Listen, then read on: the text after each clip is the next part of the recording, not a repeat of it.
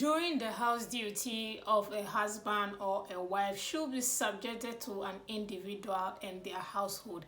There shouldn't be rules, regulation on how an individual runs their home. So there's a particular story that has made way for the past 3 days on social media in regards to husband's duty, wife duty. So here goes the story that says there's a lady that wakes up at 5 a.m. to make her husband lunch for work. And then there was a response that actually went viral that says, I have always been too lazy to wake up and get his lunch ready. But the day he told me a colleague brought 2 spoons so he would eat with her was the day I set my alarm for 4:50 a.m. This particular lady got a lot of backlash for that particular statement, claiming why should a wife wake up at 4:50 a.m. to make the husband lunch or make the husband food, or basically, why should a woman wake up at that time to take care of a grown man? Like I said from the beginning, you have all the right to do whatever you want to do in your household, especially if you are married to your spouse. This waking up at 4 a.m., 3 a.m., 5 a.m. or whatever time you want to wake up and care for your partner is solely up to you. There shouldn't be any rule or regulation or any name attached to it. So when I saw it at the beginning, I absolutely didn't have any problem. I'm so liberal to the point that I am always for the fact that you have to do things in your own way, not conform to rules and regulation or how people run their home. Then you adapt that in your own home. If it doesn't work for you, there's no need adapting it or using that in your home. So yes, this particular lady called Debbie had a lot of backlash from feminists or women who were so angry at her for waking up at that time. And she also got some backlash from men as well, but majority of course were women who were actually feeling bad for her for waking up at that time.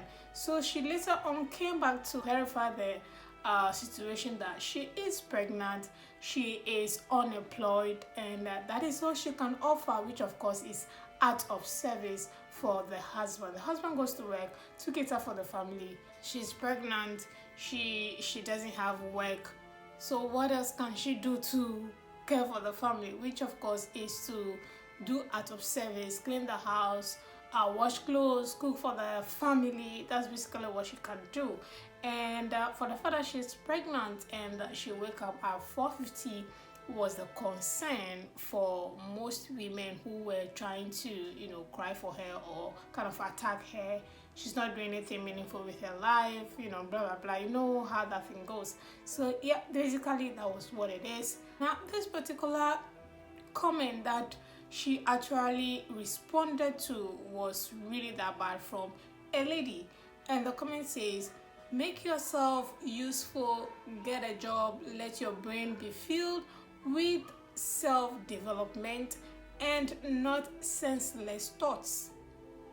Read books, take up courses. As a Proverb 31 woman, pray against his spirit of covetousness. And the lady called Debbie replied by saying, if you don't keep your leprous fingers off your keypad. Yeah, that was basically what it is, guys. She came back to say,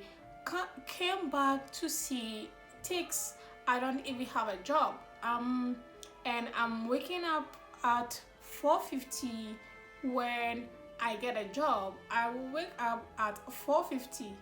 As a Proverb 31 woman, that God has made me to be sharp.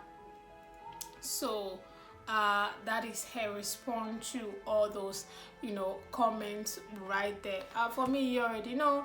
If you don't know, for me, I'm always advocate for doing what works for you in your home. If you are not being physically abused by your spouse, either man or woman, because there's no one-way street when it comes to abuse. I'm always liberal like that. And also, when you're not, emotionally abused, you're not being cheated on, you're not being, your partner treats you right. Look, there's no crime in making or doing an act of service for your partner. There's absolutely nothing wrong with that. Look, if you're a feminist, you can still be a very good partner. A feminist can be a man or a woman. You can still be a very loving, caring partner. And if you are married or in a very serious relationship, act of service shouldn't be demanded. It should be granted out of your will.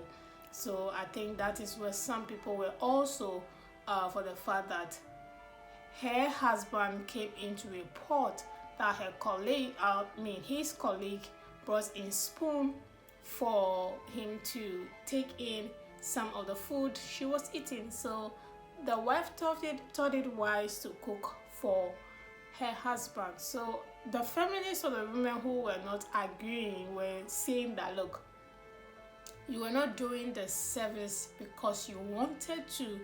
You were doing it because you think the colleague at work may snatch your husband.